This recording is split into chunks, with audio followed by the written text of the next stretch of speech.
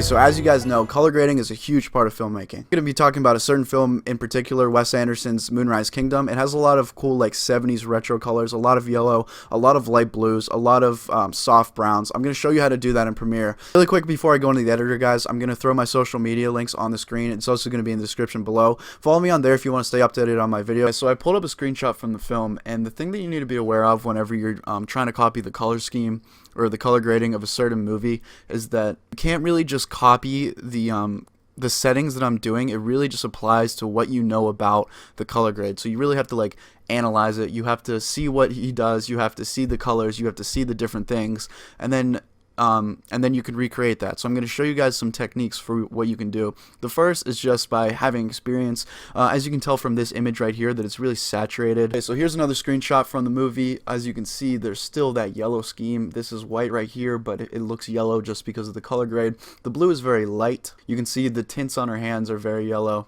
Another very important thing that you need to keep in mind is that the clip has to match your color scheme with perfection. So for example, they knew that the color scheme for this movie was going to have a certain palette. So the design team that did the wardrobes for every single person made it so that every single set, every single outfit was going to match that color.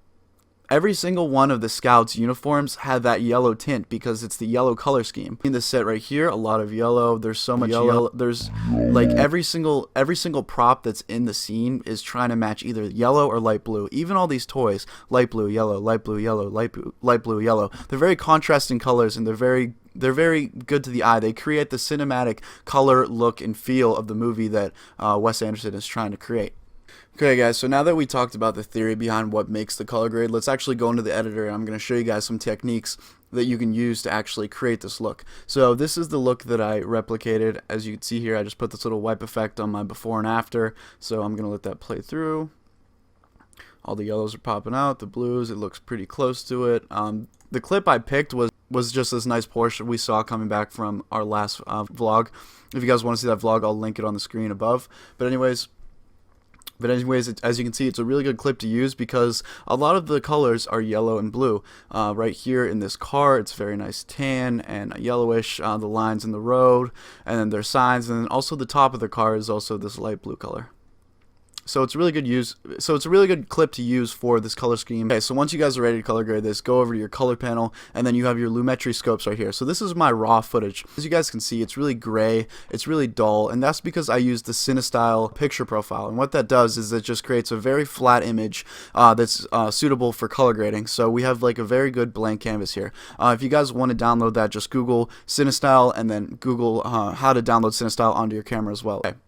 So here's what the Lumetri color looks like, all this gray. Here is what we are trying to replicate, this color right here. You can see the scopes, and you actually have a good graph of what the color is supposed to be. And I want it to be like this. So literally just match it up. You want the blues at 70, you want the reds at 60. So you don't have to get this perfect, but what you have to do is just tweak it and just make it as close to the Lumetri color panel as possible. So I'm just going to take you through my workflow real quick. I'm not going to go too in depth. I'm just going to show you exactly what I do to get it from this gray footage here to the image that you want to the color that you want to create. So very first step is I'm going to go down here and I'm going to go to effects. And I've talked about this before, but this is the film stock emulator I've used. There's other free versions of this, I'm pretty sure, but this one actually costs some money. I made a video on it and how to use it on my channel. I'll link that also onto the screen. But anyways, what you're going to do is just take the effects, put it on there, and then I'm going to go to effect controls.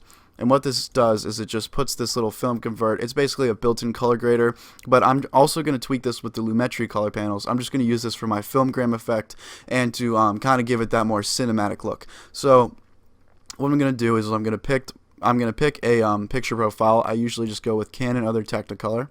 And then I'm just going to kind of mess around with my exposure. I'm going to bump the temperature up a little bit just to make it a little bit warmer. And then here I'm going to pick the same that I picked before. I already tweaked this for a while, so FJ8543VD. Like that. And as you can see, it already kind of looks like it. So I have that kind of cinematic effect that I want, but I don't have that yellow color. So that's where the Lumetri color panels come in. So if you don't have FilmConvertPro, don't worry, you still have your Lumetri color panels you have to go through. First, you want to go to your basic correction, bump up your temperature just to something that's not exaggerated but still gives it the nice color depending on the clip. Next, you want to put your saturation up. There's a lot of saturation in these kind of clips, and as you can see, it's already kind of looking like it. Do is I'm just going to go down to the creative, and I'm just going to put up my vibrance a little bit, like that. It's kind of like the most basic and universal way to make footage look more cinematic. Basically, you just go to your white curve. You can also do this in Photoshop for pictures, and you just take this here, bump up your lights, and then drop your darks, and it just gives it that nice little contrast that makes it look a lot better. Then I'm just going to go here and I'm going to bump up the blues a tiny bit just because I want the blues to be a little bit lighter. Okay, I'm going to go down to my color wheels, and all I'm going to do is bump up the midtones a little bit, make them a tiny bit yellow, like that, and then bump up the highlights a little bit.